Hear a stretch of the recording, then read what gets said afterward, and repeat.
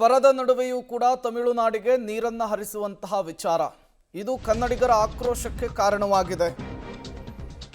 ಜೀವನದಿ ಕಾವೇರಿ ನೀರು ಹಂಚಿಕೆಯ ವಿವಾದ ತೀವ್ರ ಸ್ವರೂಪವನ್ನು ಪಡಿತಾ ಇದೆ. ಪ್ರತಿನಿತ್ಯವೂ 3500 ಕ್ಯೂಸೆಕ್ ನೀರು ಬಿಡುಗಡೆಗೆ ಆದೇಶವನ್ನು ಕೊಟ್ಟಿದೆ. ಆಗಸ್ಟ್ 3ಕ್ಕೆ ತಮಿಳುನಾಡಿನ ಸಿಎಂ ಕರ್ನಾಟಕದ ಸಿಎಂ ಮಹತ್ವದ ಸಭೆಯನ್ನು ನಡೆಸುವುದಕ್ಕೆ ಮುಂದಾಗ್ತಿದ್ದಾರೆ. ತಮಿಳುನಾಡಿನ ಸಿಎಂ ವಿಜಯ್ ಜೊತೆಗೆ ಸಿಎಂ ಡಿಕೆ ಶಿವಕುಮಾರ್ ಅವರು ಸಭೆ, ಮಹತ್ವದ ಸಭೆಯತ್ತ ಕನ್ನಡ ಪರ ಸಂಘಟನೆಗಳ ಚಿತ್ತ ನೆಟ್ಟಿರುವಂಥದ್ದು. ಆ ಸಭೆಯಲ್ಲಿ ಏನಾಗುತ್ತೆ ಅನ್ನೋದನ್ನು ನೋಡಿಕೊಂಡು ಮುಂದಿನ ಹೋರಾಟದ ರೂಪುರೇಷೆಯನ್ನು ನಡೆಸುವುದಕ್ಕೆ ನಿರ್ಧರಿಸಿದ್ದಾರೆ.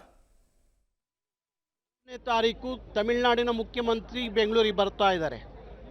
ಕರ್ನಾಟಕದ ಮುಖ್ಯಮಂತ್ರಿಗಳು, ತಮಿಳುನಾಡಿನ ಮುಖ್ಯಮಂತ್ರಿಗಳು ಒಂದು ದೊಡ್ಡ ಚರ್ಚೆಗೆ ಮುನ್ನುಡಿಯನ್ನು ಬರೆದಿದ್ದಾರೆ. ಆಗಿರುವಾಗ ಬೇರೆ ಚರ್ಚೆಗಳು ಎಷ್ಟು ಮಟ್ಟಿಗೆ ಆಗುತ್ತೋ ಏನೋ ಗೊತ್ತಿಲ್ಲ. ಆ ದಿನ ಕಾವೇರಿಯ ವಿಚಾರವನ್ನು ಮೊದಲನೇ ವಿಚಾರವಾಗಿ ತಗೊಂಡು, ಯಾವ ಕಾವೇರಿ ಅನ್ನೋದು ತಮಿಳುನಾಡು ಮತ್ತು ಕರ್ನಾಟಕಕ್ಕೆ ದೊಡ್ಡ ವಿವಾದವಾಗಿ ಉಳಿದಿದೆಯೋ ಅದಕ್ಕೊಂದು ಪರಿಹಾರವನ್ನು ಕಂಡುಕೊಳ್ಳುವಂಥ